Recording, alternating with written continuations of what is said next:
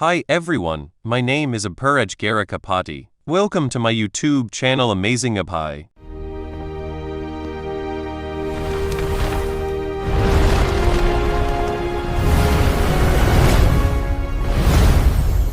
Evelyn watched in disbelief. The ghost sword truly lived up to his reputation of rivaling the legendary Theo Ragnar. Seeing the opening, Theo ordered everyone to push forward, while Nevin's rampage kept the enemy occupied. With the path cleared, capturing Quadrak Ceres was finally within reach. Meanwhile, inside the chapel, Quadrak was beginning to panic as reports flooded in about his collapsing defenses. For the first time, he seriously considered destroying the documents that connected that Ceres guild to the Troivens. One of his attendants urged him to start by burning those records immediately to minimize the damage, but Quadrak refused outright. No one except him was allowed to touch those documents. The terrified attendant tried to explain that preserving them would only make things worse. But greed completely clouded Quadrak's judgment. If the Troiven records were destroyed, how would he ever recover the fortune he had invested in them? Even with the authorities at his doorstep, he still cared more about money than survival. Then another voice echoed through the room. Mocking Quadrak is nothing more than a pathetic mortal consumed by greed. Instead of panicking, Quadrak's face lit up. The one person capable of dealing with Ragnar had finally arrived. Outside, Theo, Evelyn, Cleve, and their newest ally, Navin, continued advancing through the city, leaving defeated enemies behind them. Suddenly, Theo stopped when hundreds of hooded figures began pouring out of the chapel. Leading them was a bishop of the Holy Demon Church. The cultists had gathered to carry out what they believed was their god's will. Overjoyed, Quadrak begged the bishop for help, believing their shared connection to the Troivens would save him. The bishop agreed to assist, saying Quadrak might still have some use when Judgment Day arrived. However, when ordered to hand over the Troiven documents, Quadrak immediately hesitated. Again, his obsession with protecting his fortune was now putting the entire operation at risk. The bishop had no patience for a greedy fool, declaring that they no longer needed his wealth. He ordered Quadrak's execution on the spot. As the bishop grabbed him by the throat, the terrified merchant instantly dropped his pride and apologized, admitting he had been foolish. He desperately argued that killing him would only make covering up the Troiven connection more difficult. Realizing the pig still had some value, the bishop reluctantly spared him for the moment, giving him one final chance to burn the evidence. He also warned Quadrak that escape was impossible because their lord was watching everything. Terrified that the bishop might change his mind, Quadrak hurried toward the basement, desperate to destroy the documents before it was too late. Outside the chapel, Theo's party was greeted by a horrifying welcome, courtesy of a blood bishop. As hundreds of hooded believers spread across the streets, the sickly bishop preached about the coming descent of their god, bathed in blood. While the brainwashed cultists repeated every word like mindless puppets, Theo's side only had 4 fighters: Theo, Evelyn, Cleve, and their newest ally, Navin, against an entire army of fanatics. They had expected the Holy Demon Church to be involved somehow, but seeing a bishop appear this early was a nasty surprise. The moment Theo saw the lifeless eye staring through the cultists' crimson hoods, he didn't hesitate. He charged straight into the horde, cutting down anyone standing in his way. The cultists didn't value their own lives in the slightest. They threw themselves at the group with complete disregard for survival, caring only about killing in the name of their twisted faith. Even battle-hardened fighters like Evelyn and Navin were unsettled by the endless, suicidal rush. Cleve, however, almost looked relieved. Robert Ragnar had ordered her to hold back unless someone at the level of a bishop appeared, and now that condition had finally been met. Without another word, Cleve drew both of her blades and unleashed her full strength. Her deadly blade dance carved through waves of cultists, leaving bodies scattered everywhere. She was done observing Theo's abilities. Now she'd intended to lead the assault herself. If it meant crushing everyone standing in Ragnar's way, she was prepared to reduce the entire city to rubble. Before she could completely lose herself in the slaughter, Theo quickly stopped her. He reminded her that the real objective wasn't simply eliminating enemies. It was securing the evidence before it could be destroyed. Cleve argued that now the Holy Demon Church had exposed itself publicly, evidence hardly mattered anymore. Theo disagreed. In fact, he believed it mattered even more now, If the cult considered this operation important enough to send a bishop personally, then something inside the chapel had to be extremely valuable. After hearing his reasoning, Cleve reluctantly backed down and asked for his plan. Theo immediately linked his lightning gate with hatchling synchro, dramatically expanding his awareness while pushing his mind gate to its absolute limit. Within seconds, he had mapped the surrounding battlefield and found the fastest path straight to the chapel. While Cleve watched with curiosity, a blood priest tried taking advantage of the distraction and launched a sneak attack. Without even flinching, she spun around and instantly reduced him to a pile of flesh with a single slash. With the route calculated, Theo left the battlefield to his allies and sprinted toward the chapel. The sea of cultists felt endless, but Evelyn and Navin worked together flawlessly, carving open a path while Theo rushed forward. He never slowed down for a second, using lightning daggers as temporary footholds through precise psychokinesis.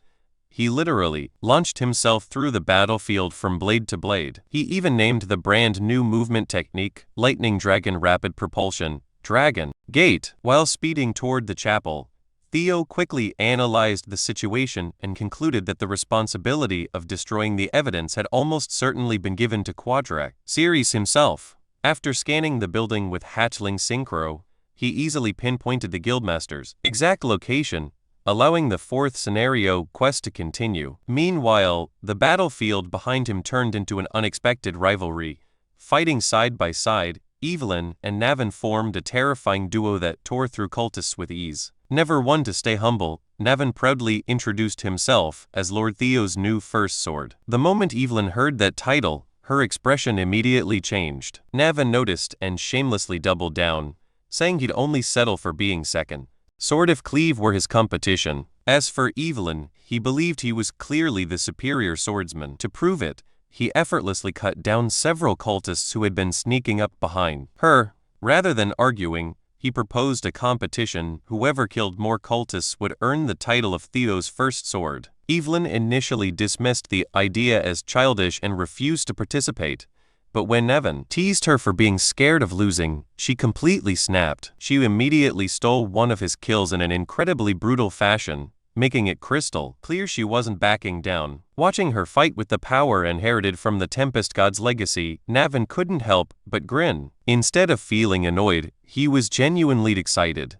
Right in the middle of a battlefield drenched in blood, he had finally found a rival worthy of competing against. Deep beneath the chapel, Quadrak Ceres hurried toward the most secure room in the underground vault. Carrying a torch, he unlocked several heavy doors before finally reaching a chest filled with documents powerful enough to bring entire empires crashing down. To anyone else, they were evidence of countless crimes, but to Quadrak, they represented future profits from the Troivens. Burning them would erase a large portion of the evidence against him and might save him from being convicted of treason. Even then, his greed wouldn't let him do it. He had invested too much money into Ed Troiven's schemes to watch all that profit go up in flames. For several moments, he stood there frozen, unable to throw the torch. Then he remembered the Bloodship's warning. Realizing the cult would kill him without hesitation, he finally prepared to burn everything.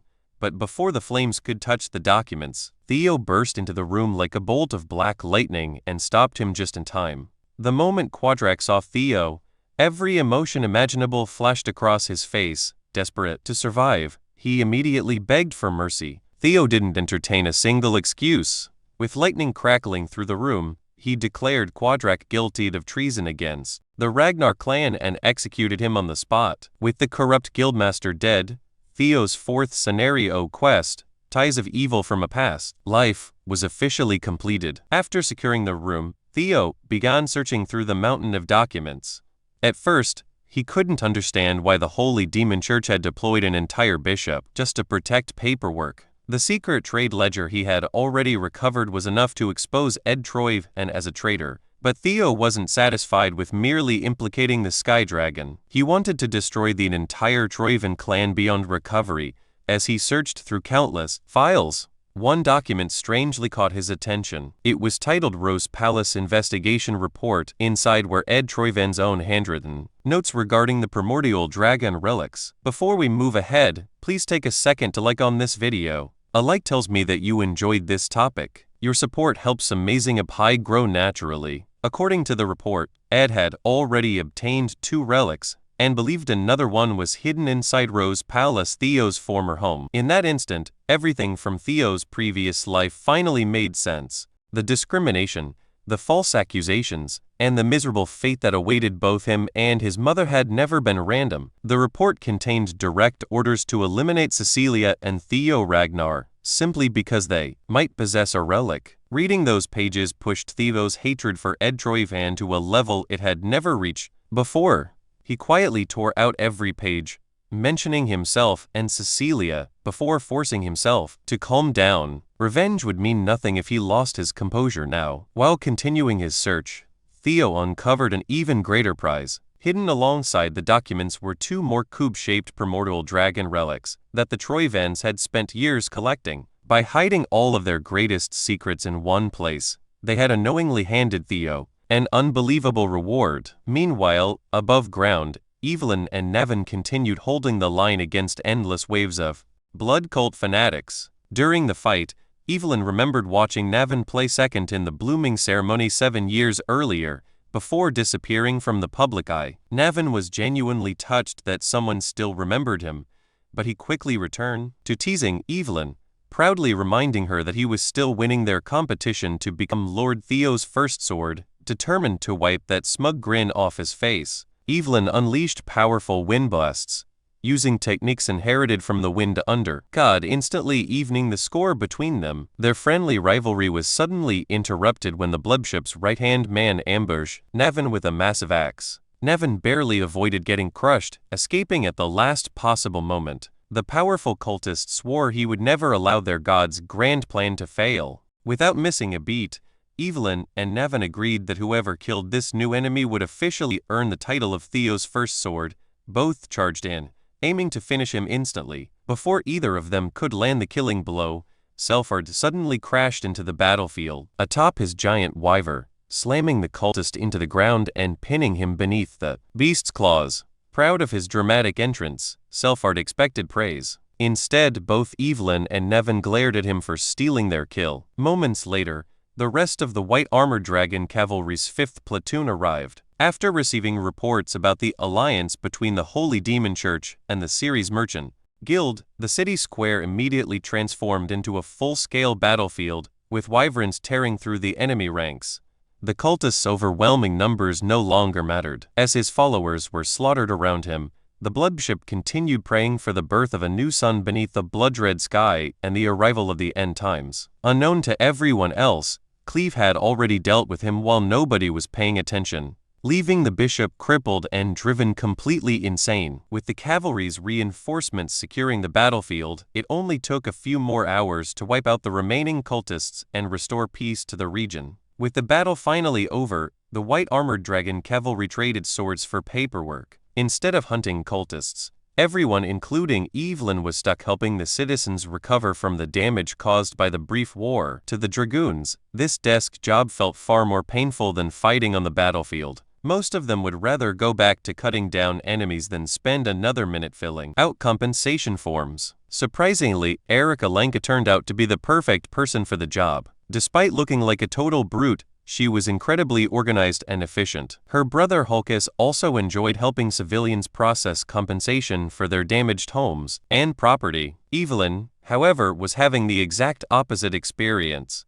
Every few minutes, another subordinate came running to her with more questions, and before long she was completely overwhelmed. Eventually, she snapped, blasting the poor dragoons away with a powerful whirlwind just to get a moment of peace. While the cavalry handled recovery efforts, Theo and Cleve focused on organizing the mountain of evidence recovered from the Ceres Guild. The collection included records about the primordial dragon relics, detailed plans for treason, and countless documents exposing the Troyvans' crimes. After reviewing everything, Cleve congratulated Theo on officially reaching the intermediate rank, praising his irreplaceable contribution to the operation. She once again mentioned that someone with his talents truly belonged in Black Snow. Theo awkwardly dodged the recruitment topic, clearly not interested in committing himself to the Black Dragons faction. Cleve then shared even better news. Thanks to the secret ledger Theo had recovered, the evidence was finally strong enough to authorize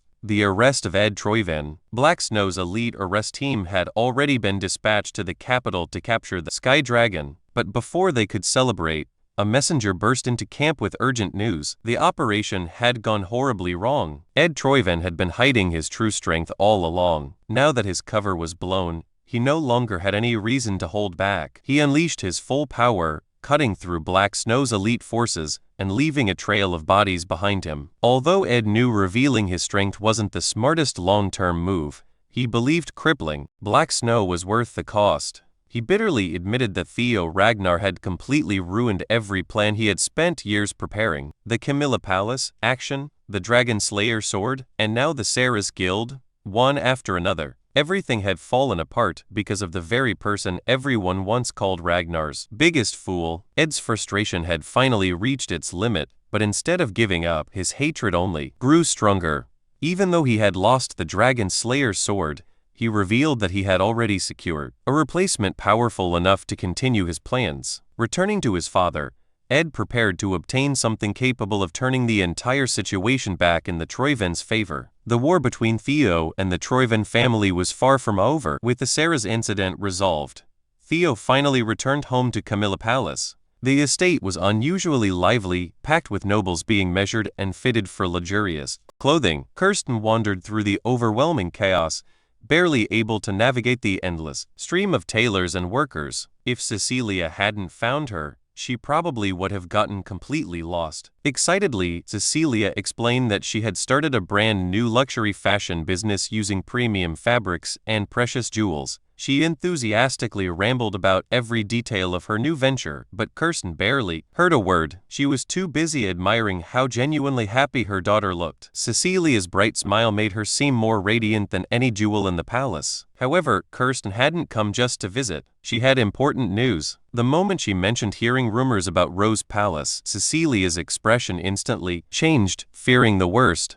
Her first question was whether Theo was safe. Seeing her daughter immediately assumed disaster broke Kirsten's heart, so she quickly reassured her that the news was actually good. Amal, the woman who had tormented Cecilia for so long, had been found dead alongside everyone in her camp, with their severed heads displayed across Rose Palace's walls. Hearing that, Cecilia finally let out the burden she had been carrying for years. Behind her cheerful smile, she had silently endured false accusations, constant threats, assassination attempts, and endless fear that Theo would be dragged into the same nightmare. Now, with the mouth finally gone, that chapter of her life had at last come to an end. Moving to Nevin, he tells Theo that he has turned into quite the celebrity. As for Theo, he is making tea, telling him that it took him long enough, asking him if he has wrapped things up. Nevin says that he told Black Snow not to let it out, but he already knows about it. He says that the Bacchus clan will be dissolved, from the head of the clan to anyone who has signed the merchant receipts. They will all be stripped of their titles at least. He laughs, saying that they are reaping what they have sown. With this, the Bacchus clan will be done for. Theo asks him if this is enough. Hearing this, Nevin cannot figure this out, so Theo proposes something to him. He gets shocked because he says that he will become the head of the Bacchus clan. With a focused look, he says that if everyone besides him loses their title, he will be the only one who can become the head. Also, he should join hands with him for the coming war with Troven. Nevin laughs, realizing what is happening, and thinks to himself that he was aiming for this from the start. The power struggles between them are in the open, and a war with the Troven is inevitable. The involvement between the Holy Demon Church and Troven has been confirmed in the Sky Dragon Rebellion outside. This information is available on the notice board, and the people of Ragnar think that it is a declaration of war between the clans since they have been exposed. The Holy Demon and the Troven won't stay silent. Nevin says that these mean nothing to him, since he has no time left. He also needs to be getting something in return. Theo laughs, saying he has done something about it, and he drops something on the table. It's a device, as he says that it is the cure to his disease. He hands him the recipe for the cure of the ether fever and the main ingredient, an ether core. Although it is not publicly known yet, ether fever is caused by disrupted internal maniflow. The core will stabilize his monoflow. Nevin says he didn't expect this. Theo gets shocked when he says that he had figured Theo would treat him just enough, and he wouldn't, and keep him on a leash.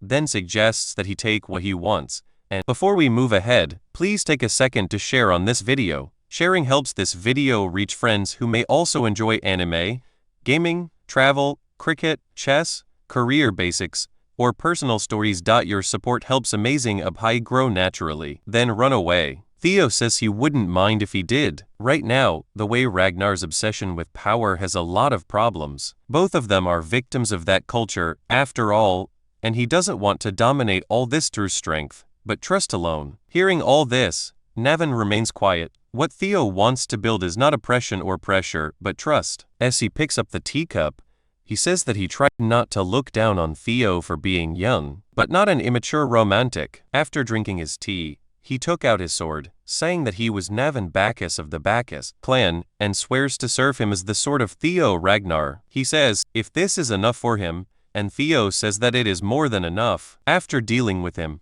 Theo gets up, wondering that the war with the Troyven is unfolding quicker than he had thought. But he is not worried since everything is going smoothly so far, and it's time for him to open the treasure box. The second he touches one of them, a subquest pops up, telling him to conquer the 2 relics. As soon as Theo touched the artifact, he recalled that the only relics he had absorbed so far were those of the Lesser Drake and the Griffin, both of which had proven incredibly useful. When he opened the treasure box, he found a single ring inside. The moment he slipped it onto his finger, a system notification appeared, announcing that the primordial dragon relic, the Thirsted Ring, had been equipped. Instantly, the surrounding space twisted and distorted, teleporting him to the middle of a vast desert. Endless sand and towering rocks stretched in every direction. If this was truly the desert the system had referred to, it was far hotter than he had imagined. Sweat poured down his body as he wondered what he was supposed to do there. Another system message answered his question, informing him that he had entered the Guardian's territory and must survive for 72 hours. The announcement left him stunned, as the unbearable heat alone already made him feel as though he would collapse from a heatstroke. Before he could gather himself, the ground began to tremble violently. Moments later, a gigantic creature burst out from beneath the sand. The sight immediately gave Theo a sense of déjà vu. A massive desert worm, the dungeon boss, towered before him, making him look no larger than an ant. The monster instantly recognized him as an intruder and lunged forward, opening its foul-smelling mouth to devour him. Theo quickly widened the distance between them, summoned his sword, and activated the Thunder Dragon breathing mark. His attack looked powerful enough to split the battlefield, yet it barely left a tiny scratch on the creature's body. He was shocked that his dragon mark had been almost completely ineffective. In the next instant, the monster unleashed an overwhelming wave of lightning that turned Theo's face completely pale. He finally realized why his attack had failed. The creature was actually a thunder worm, meaning it possessed the same elemental attribute as his attack. The ugly beast repeatedly roared for the intruder to die, while continuously firing thunder attacks. Although it wasn't particularly intelligent, it accidentally destroyed the mountain standing behind Theo, cutting off his escape route. It immediately tried to swallow him whole, but Theo narrowly escaped by relying on his incredible footwork to create just enough distance. After putting some space between himself and the monster, Theo glanced at the timer and was stunned to discover that everything had happened within only 5 minutes. With nearly 72 hours still remaining, surviving under these conditions seemed almost impossible. The thunderworm could freely travel beneath the ground, making it extremely difficult to target. Every time it resurfaced, it released devastating bursts of lightning that his own thunder abilities couldn't counter, because they shared the same element. On top of that, the desert terrain gave the creature a massive advantage. While analyzing the situation, an idea suddenly crossed Theo's mind, bringing a confident smile to his face. He reached into his inventory and pulled out another relic he had obtained during his previous mission. As he continued narrowly avoiding the monster's relentless attacks, he decided to take a gamble and equip the beautiful earring, hoping it might somehow change the situation. The system immediately announced that Theo had equipped the primordial relic Iceblum Butterfly, and that he was about to enter the 3rd dungeon. However, an error message instantly followed, explaining that he was already participating in another mission, and therefore could not enter a second one. Theo had expected as much, but the next event caught even him by surprise. The surrounding space suddenly began to crack apart, as if reality itself were being torn open. An overwhelming wave of freezing cold burst through the widening rift. Another system notification appeared, explaining that the two dungeons were attempting to invade each other through the portal. Moments later, it announced the arrival of the Icebloom dungeon boss. The Guardian possessed a unique appearance, resembling a majestic dragon, with elegant butterfly wings. Looking at Theo, the creature calmly remarked that it had been a long time since it had last seen a chosen one. The Guardian standing before him was none other than the fairy dragon. As the fairy dragon spread its wings, countless ice shards rained down across the desert. It declared that Theo would pay for his arrogance. Barely avoiding the deadly barrage, Theo realized this was far from what he had expected. Trapped between the Thunderworm on one side and the fairy dragon on the other, there was nowhere left to run. If he truly had to survive for the next 72 hours, then all he could do was defend himself, while waiting for the perfect opportunity to strike. Just as he prepared for a desperate battle, a massive wave of energy shot past him. Instead of targeting Theo, it was aimed directly at the fairy dragon, which quickly curled into a ball to block the attack. Confused, the dragon demanded to know what the worm was doing. The Thunderworm gave only one response. It wanted the intruder dead. The fairy dragon agreed that there could only be one guardian. Watching the two monsters suddenly turn against each other, Theo was left completely stunned. A system notification soon appeared, explaining that the two guardians were fighting for priority. Their temporary understanding shattered instantly, as both colossal creatures unleashed their full power. Theo wisely stayed at a safe distance while witnessing the unbelievable clash. The battlefield erupted into a storm where lightning collided with ice. The fairy dragon's crystal-like body endured relentless electrical attacks, while the Thunderworm screamed as waves of freezing frost tore through its flesh. Ice spears pierced the worm's thick hide, but the gigantic monster retaliated by wrapping its enormous body around the dragon, attempting to crush it with overwhelming force. Refusing to yield, the fairy dragon unleashed a concentrated beam of pure frost that froze part of the worm's body solid. Shattered ice covered the battlefield, while scorched sand filled the air. Both guardians continued tearing into each other without mercy, exchanging claws, fangs, and devastating elemental attacks. Though both were badly wounded, the fairy dragon eventually found an opening and launched a furious counterattack, ripping into the worm's side until it finally tore one of its limbs clean off. Seeing the perfect chance, Theo decided it was finally time to join the battle. He shot forward like a dark arrow, spinning his glowing blade, as he declared that the Thunderworm would be his first target. Empowered by the chaotic energy surrounding the battlefield, his strike slammed into the already wounded monster, forcing it to let out a painful shriek. Without hesitation, Theo gave the white moonlight blade permission to unleash its full power. The spirit of the griffin, which had been eager to fight from the very beginning, finally emerged in its spectral form. The ethereal beast dived straight toward the shocked Thunderworm, ripping apart the monster's spiritual essence with its phantom claws. The fairy dragon could do nothing except stare in horror as the battlefield suddenly fell silent. Theo landed gracefully on the now frozen ground, and moments later, two system notifications appeared. They congratulated him on hunting the desert worm and updated his subquest progress to 1 out of 2, confirming his suspicion that defeating a dungeon boss was the same as conquering its relic. With one guardian eliminated, Theo shifted his cold gaze toward the fairy dragon, the last survivor. Panic immediately filled the dragon's eyes as it begged him to stop and requested a chance to talk. Calmly, Theo asked what it wanted to discuss. Before we move ahead, please take a second to like on this video. A like tells me that you enjoyed this topic. Your support helps Amazing Apai grow naturally. The dragon insisted that this was not the proper way to conquer a relic, and proudly claimed to be the wisest among all guardians. It proposed a final test, offering to spare Theo if he could solve its riddle. The timing amused him. Without the slightest hesitation, Theo replied that he had already proven his wisdom. The confused guardian asked what he meant, only for Theo to reveal that his true wisdom was making the two guardians fight each other. The realization left the fairy dragon trembling in fear. Theo then stated that if it truly was the wisest guardian, it should accept the outcome it had created itself. Completely defeated, the dragon could only mumble that it would have given him the riddle anyway.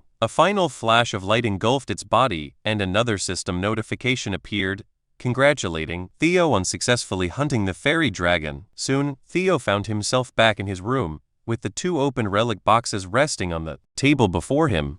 His gaze shifted to the ring on his finger, and he let out a long, exhausted breath before a triumphant smile spread across his face. He had successfully conquered both relics. The system confirmed that his subquest had been completed. However, before he could celebrate, he sensed an ominous energy pulsing from the white moonlight blade. A sinister presence stirred within the weapon, calling out to the griffin. Suddenly, a massive spectral eye emerged from the shadows, and a chilling voice echoed through his mind, addressing him by name. The spirit declared its desire to devour his heart before lunging at him with shadowy claws.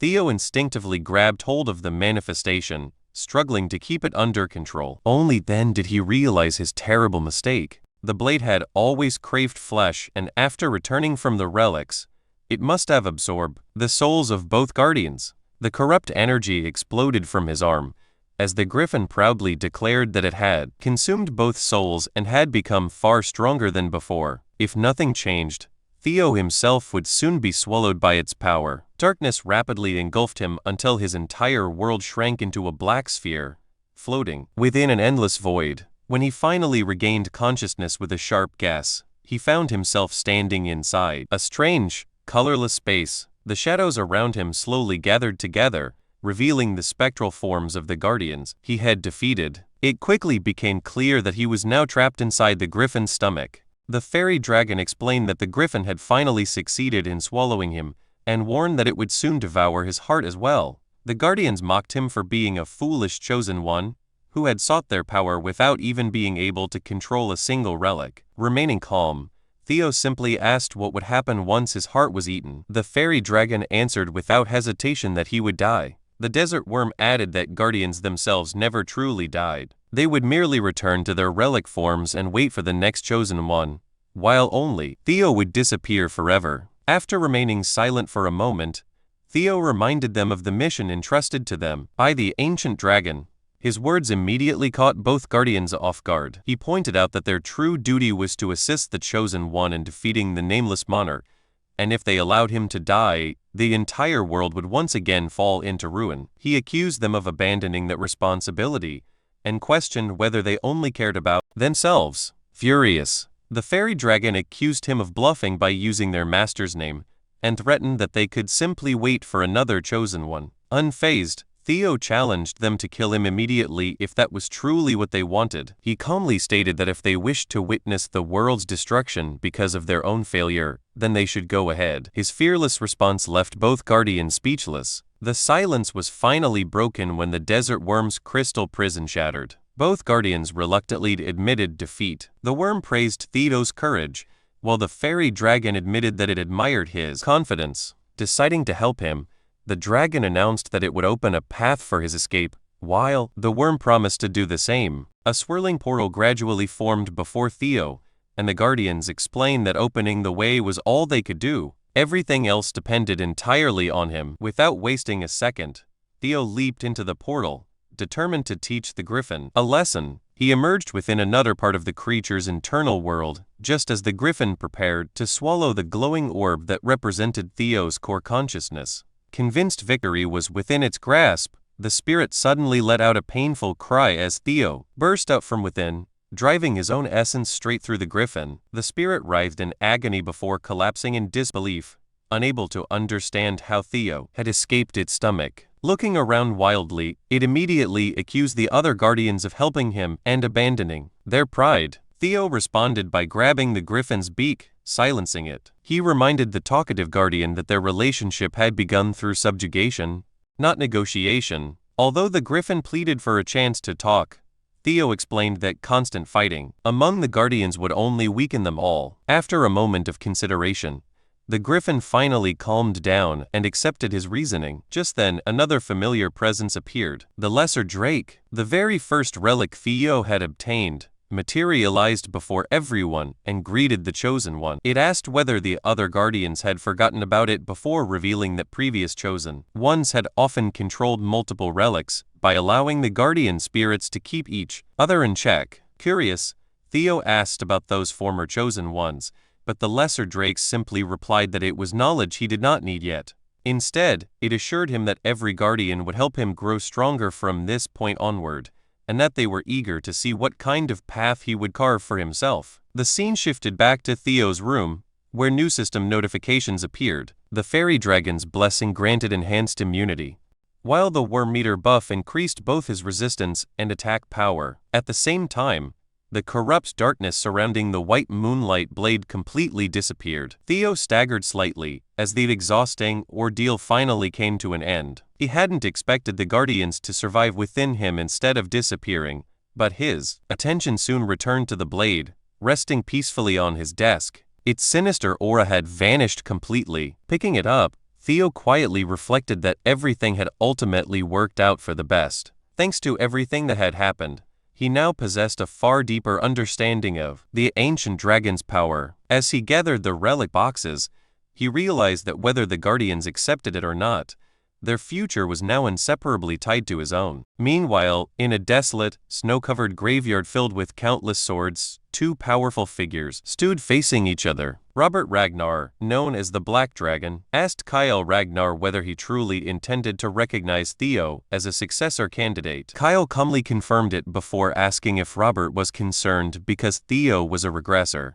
Robert admitted that he was, prompting Kyle to remind him of his well-known hatred for regressors. In fact, Kyle himself had personally executed every Ragnar regressor he had ever encountered. He'd explained that this was exactly why he intended to test Theo with his own hands. To become an official successor candidate, Theo had to follow the proper procedure. In Kyle's grasp rested a terrifying great sword, radiating a dangerous aura. It was none other than the Mad Dragon Sword, once wielded by the previous family head, the Mad Dragon Emperor, whom Kyle had personally slain. At that very moment, Captain Julius summoned Theo, informing him that the family head had ordered him to report immediately to the sword grave. The unexpected command left Theo completely stunned. The air inside the sword grave was painfully cold, and every snowflake felt like a frozen whisper drifting through the silence. As Theo walked across the icy ground, his footsteps echoed among the countless swords planted as monuments to fallen warriors.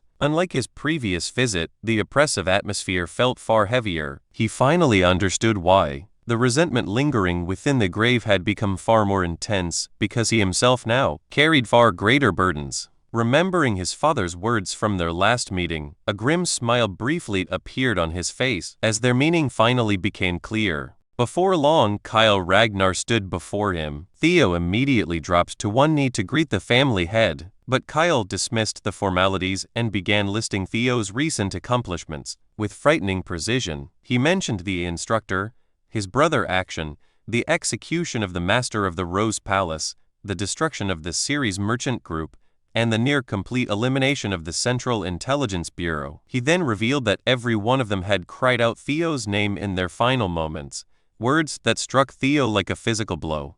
Before Theo could explain himself, Kyle coldly ordered him not to make excuses. A family head, he declared, must silently bear the weight of every consequence. With that lesson delivered, he presented Theo with the Mad Dragon Sword. If you enjoyed this video, please hit the like button and subscribe to Amazing Apai. Subscribing makes sure you do not miss the next video, and it gives me motivation to keep improving the quality of every upload. Thank you for being here, and I will see you in the next one.